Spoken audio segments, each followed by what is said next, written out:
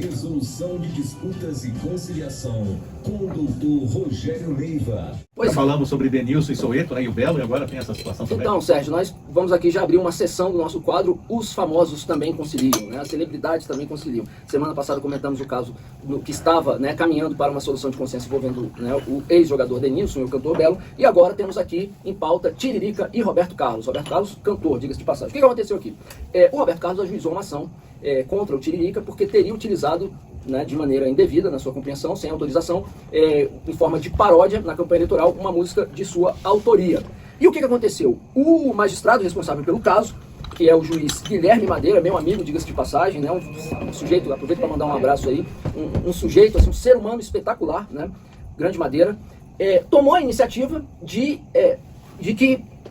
provocar as partes a encontrarem uma solução de consenso. Aliás, isso suscita um longo debate, uma longa discussão sobre a voluntariedade ou coercitividade da solução de consenso, né, até que ponto o judiciário convém ou não encaminhar as partes de maneira não voluntária a uma solução de consenso. Mas para além dessa discussão, eu diria o seguinte: esse é um caso que merece uma solução de consenso, né? Nós estamos falando de duas figuras públicas, obviamente cada um aí por perfis diferentes, mas amplamente conhecidas, duas celebridades, né, do meio artístico, e por uma discussão, né, imagine assim, mobilizar o judiciário por uma questão dessa natureza. Existem várias possibilidades quanto à solução de consenso. Seguramente o Roberto Carlos não está atrás, não é por uma questão financeira, seguramente são outras preocupações, de modo que tem todas as condições para que se chegue a uma solução de consenso. É louvável, né, registro aqui a louvável iniciativa do juiz Guilherme Madeira, e estaremos torcendo para que assim aconteça, acompanhando e trazendo aqui para o nosso ouvinte o eventual resultado dessa tentativa de acordo. Um minutinho para um assunto muito importante. Câmara de Conciliação do Pará contribui com recuperação financeira de superendividados. Estamos aí com o programa Desenrola Brasil.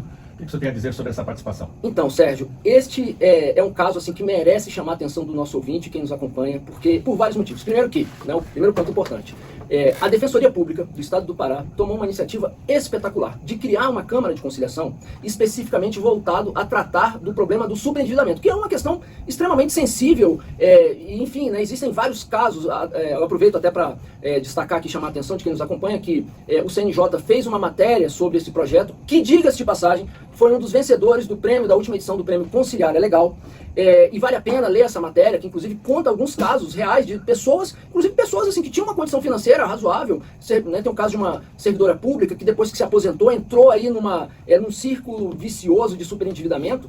Mas o fato é que então a Defensoria Pública do Estado do Pará criou essa Câmara de Conciliação. E aí, só para esclarecer o ouvinte, eu costumo brincar dizendo assim: o que é a Câmara de Conciliação? A Câmara de Conciliação, que, diga-se de passagem, não cabe para os conflitos trabalhistas, por vedação expressa da Resolução 74 do Conselho Superior da Justiça do Trabalho, e que está prevista lá, principalmente na Lei 13.140, que muitos chamam de mediação, mas eu costumo brincar dizendo que assim, a Câmara de Conciliação é o irmão ou o primo, ou a prima, né, do Sejusc, que funciona fora do Poder Judiciário. Qual a diferença, fazendo um paralelo com o Sejusc, entre o Sejusc e a Câmara de Conciliação? O Sejusc funciona dentro do Judiciário. A Câmara de Conciliação, ela funciona fora, ela é privada, sob a supervisão do Poder Judiciário, até porque ela precisa ser cadastrada. Existe um cadastro de câmaras previstas, inclusive, né, na lei, tanto no Código de Processo Civil, quanto na Resolução 125 do CNJ.